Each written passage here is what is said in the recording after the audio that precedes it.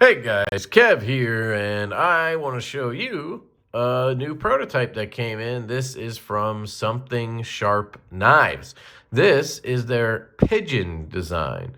Now, this is actually up on a Kickstarter right now. It has launched and it will run through the 25th of February. There's going to be a total of 300 pigeons. There's 3 versions of this knife. It is in titanium. It is in raindrop carbon fiber. Also comes in a black tie with copper foil, and a black tie with this raindrop carbon fiber. The blade steel on this prototype is 14C28N. However, the production version is going to be S35VN, CPM S35VN. The OEM on this knife is QSP Knife. This is a prototype. This was sent to me by Mike. He is the owner-operator of Something Sharp Knives and the designer of this sharp knife. And this is a review sample. I'm sending it back after this video. I don't have an affiliate link or anything to the Kickstarter. Just want to be transparent, as always, with you guys. Let you know where I stand. So just checking it out for review.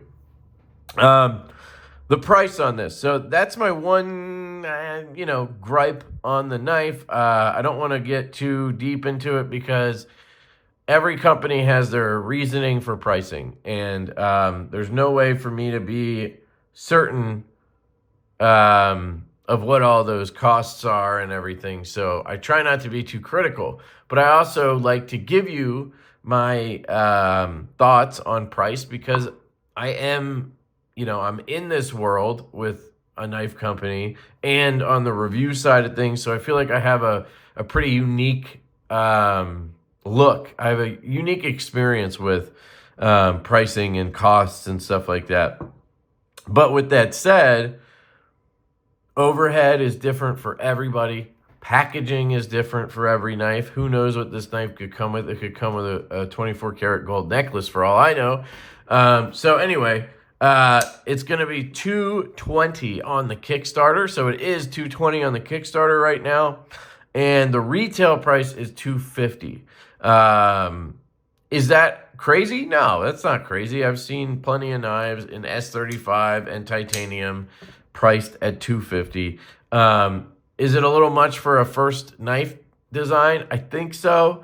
I think it would, it would help them sell more of them if they lower the price, but then you're making less per knife, and that's a whole nother aspect to business. So anyway, just wanted to put my thoughts out there on it. I think the price is at the top of okay, it's not quite like, oh man.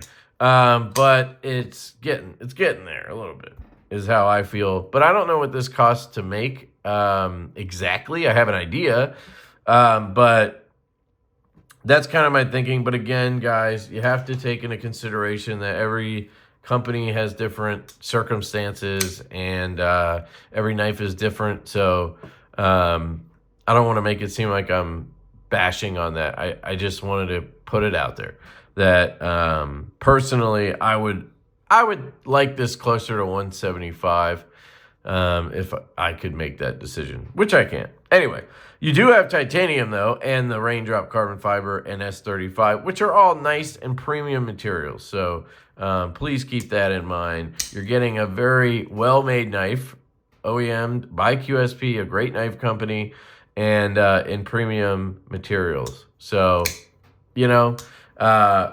that's definitely happening there. So this does have liners on both sides. It is a liner lock, in steel liner lock. It is milled out very well, though. I'll give you a look here. New flashlight, by the way. This is from Exceed Designs. This is their Rampant. Very, very cool flashlight. But you can see in there it is milled out as much as possible, which is really nice. Because I'll use this knife as a comparison. The Iridium here from Kershaw, ironically also in S35VN, and titanium. This one's $169. It's a website exclusive for Kershaw. But this one also has full liners, and they are not milled. So this thing feels really heavy for the size. And it's actually a nice comparable size as well. We have the iridium there. And so I like this knife a lot. I just think it's a little bit hefty, where this one has those steel liners, but they're nested and they're milled, so it doesn't feel very heavy because of it. It doesn't add a ton of weight. You could definitely feel that there's something else in there other than the tie and the carbon, but it doesn't hinder the knife at all, in my opinion. I would have loved to have seen it be a inset tab, but I don't think that's possible with this construction, because you have the you kind of have to fit these two together somehow, and they have to mount on something, and that is why the liners are there. So it makes sense. The reverse flick is excellent. Detent is very good on this prototype right here. I can hit that flipper very easily from basically any angle that I want to. I can reverse flick it very easily left-handed. It fires out. I like that half moon shaped hull. Thumb flick feels good as well. No problem there. So you have lots of fidget factor going on here. I dig that for sure. You do have a nice choil up here, and it is very comfortable. You have some jimping that feels nice and comfortable as well. Flat ground blade. This is machine satin on the blade finish, and it is a full machine satin. So there's no horizontal flats. It's a uniformed finish. So if that's something you like, you know, for the 220, 250, I definitely would like to see a belt satin. I think that would go a long way, personally, but just my thinking there. What else? It's a larger knife, obviously. You know, I can choke up and still have a ton of handle sticking out. I can hold the knife like this, and I still have some sticking out. I can show you next to...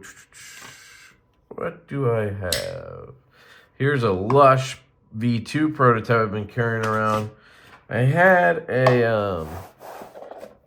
what did I do with it? Oh, okay, here. I had a stout I was using for a size comparison to it. This is 7.5 inches overall, 3.3 on the blade. This is 3.7, 4.8 on the handle, which was 8.5 overall. And the Lush is, I don't know, 7 inches maybe, something like that. So she said, again, that iridium was a good size comparison because it's closer. Probably 3.6, right? 8.25 overall. So there you go. I'm going to show you the Kickstarter here. So they do actually have some early birds on here right now. These are the 3 versions. I think I might have mentioned that already. So you can take a look there. I'm pretty sure this one's called the Breadwinner. I'm pretty sure that one's called the Darkwing. And then I don't know what they're calling that one. I'll tell you in a second. But they do have some early birds for $195. So if you really like this design, but you know you're thinking, ooh, 220, 250. Well, right now you can get one for $195. That's the classic version. So that one has the marbled carbon fiber black titanium backspace. So the black one, okay, got it. The black one with the black tie is the classic, I guess. Then the Darkwing is the one with the gold. Where is it? Carbon fiber upper scales.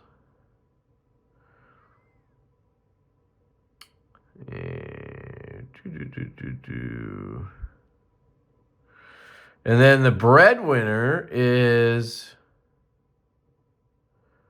the copper one. Okay, so the copper one is the Got it. The copper one is the breadwinner.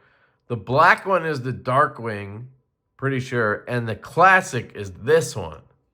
I just assumed the one with the satin blade would be the breadwinner, but that's just my brain. So anyway, then they have the regular listings. And if you have 10 grand you want to give out, you just have it laying around or whatever, you want to invest in something, here it is. This is what you can invest in. So if you've always wanted to invest in a knife company, boom, check it out on Kickstarter. It's called the Pigeon, guys. Let me know what you think of this knife design. I think it's cool. You guys know I like a Warney blade. I'm less into the aggressive Warney, it's still cool, but knives like the Grant Gripper and the Tri-Stash. There's some really good ones that are more aggressive Warnies like this, the Warn Tack knife, but personally not my style really. I like it a little bit more subtle, but it's very nice. I know a lot of you guys do dig this style. It's very fidgety, and it's a bigger knife. So a lot of you guys always tell me that I should try some larger blades because I really like the smaller stuff, 3 inches, even 2.5 inch up to 3.25 really is my sweet spot. 3.5 is like the top of where I'm like, okay.